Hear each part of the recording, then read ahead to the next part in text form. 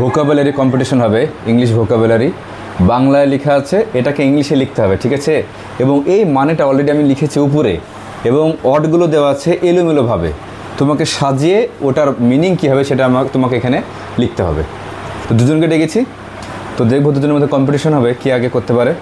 তো বিষয়টা বুঝতে পারলে, যেমন এখানে মুখ দেওয়া আছে, এই মুখ মানে কি ইংরেজিটা কী হবে সেটা এখানে দেওয়া আছে, এবং এটা উল্টো পাল্টাভাবে দেওয়া আছে। তোমাকে কী করতে হবে, এখানে সাজিয়ে গুছিয়ে তোমাকে এখানে সে মানেটা লিখতে হবে। বোঝা গেল? ঠিক আছে, শুরু করো।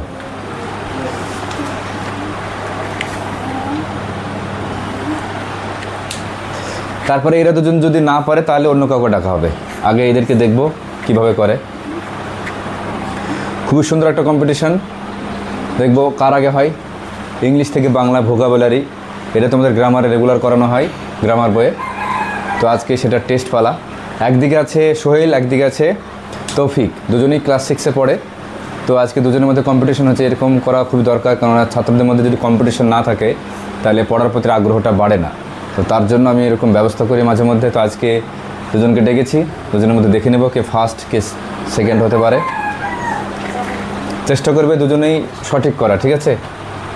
এখানে ফার্স্ট সেকেন্ডটা বড় কথা নয়, বড় কথা তুমি কতগুলো পারলে সেটা ইম্পর্টেন্স বেশি। মোছা অসুবিধা হলে এখানে ডাস্টার রাখা আছে, মুছবে অসুবিধা নেই, তবে একটু তাড়াতাড়ি করতে হবে। যদি কেউ না পারে পাস বলে দিবে, অন্য কাউকে ডাকবো।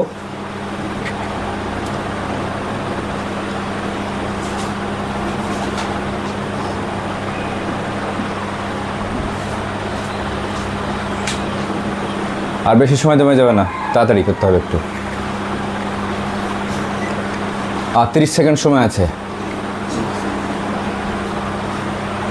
30 সেকেন্ডের মধ্যে যার হবে, নইলে অন্য কাউকে ডাকবে। এরপরে রেডি থাকবা, যাকে ডাকবো সে আসবে।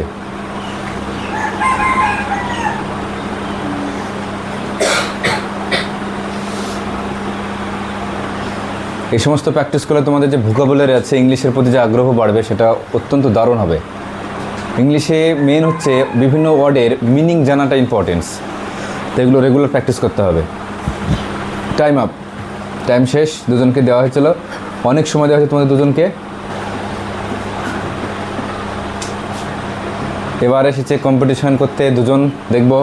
একদিকে নূর আছে, একদিকে ফারদিস, এরাও দুজন ক্লাস 6-এ পড়ে। তো দেখব এর মধ্যে কে উইনার হতে পারে আজকে।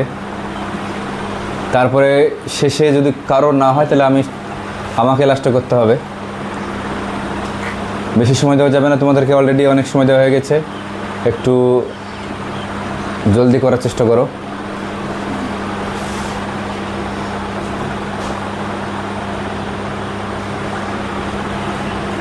না হলে বলে দিবে, এখানে বেশি সময় দেওয়া যাবে না। প্রতিটা ওয়ার্ড এখানে লেখা আছে উপরে, ঠিক আছে? ভালো করে লক্ষ্য করবে, কিন্তু উল্টোপাল্টা করে লেখা আছে, মিসম্যাচ করা আছে।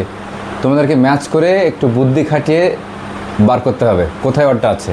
ওয়ার্ড কিন্তু তোমাদের চোখের সামনে আছে, দূরে কোথাও নাই, একদম তোমাদের চোখের সামনে ভাসছে ওয়ার্ডগুলো, উপরে লেখা আছে, দেখো। শুধুমাত্র বুদ্ধি চোখ দিয়ে দেখতে হবে, বুঝতে হবে। উল্টোপাল্টা করে লিখেছে, এটা তো বুদ্ধির খেল, যে যদি কোনো ওয়ার্ড উল্টোপাল্টা থাকে কিভাবে ওয়ার্ডটাকে সাজাতে হয়। তো তোমাদেরকে যে সময় দেওয়া হয়েছিল, টাইম অলরেডি পার হয়ে গেছে। তো চেষ্টা করেছো, ঠিক আছে, থ্যাংক ইউ। প্রথমে মুখ, মাউথ, MOUTH, মাউথ, ঠিক হয়েছে।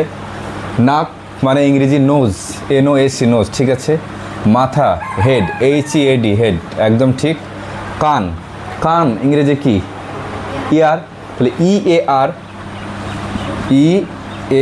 কোনটা বলো দেখি? এখানে আছে, এই যে উল্টাপাল্টা করে সাজানো ছিল, এটা আছে। তারপরে চোখ, চোখ আই, এটা ঠিক করেছে। ঠোঁট, লিপ, LIP, লিপ, এটাও ঠিক। তাহলে এখানে একটা ভুল ছিল, এটা শুধরে দেওয়া হলো। পরে দেখো এই লাইনে পিঠ, BACK, ব্যাক, হ্যাঁ এটা ঠিক। পেট, পেট ইংরেজি কি? বেলি, BELLY, একটা মিস্টেক হয়ে গেল, BELLY হতো, এখানে এল হতো না, এরকম হতো এটা, ঠিক আছে? এই যে এখানে লেখা ছিল বেলি, এইভাবে, তাহলে BELLY এরকম, ঠিক আছে।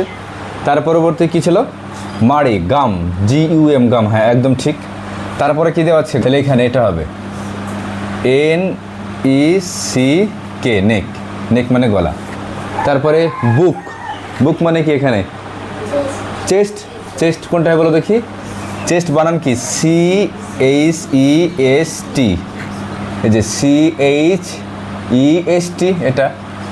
তারপরে কাঁধ, কাঁধ ইংরেজি কি শোল্ডার, শোল্ডার, এই দেখো লাস্টেরটা হবে শোল্ডার। মানে নর্মালি তোমরা কি জানো, শিখেছো না এইভাবে, SHOULDER, শোল্ডার।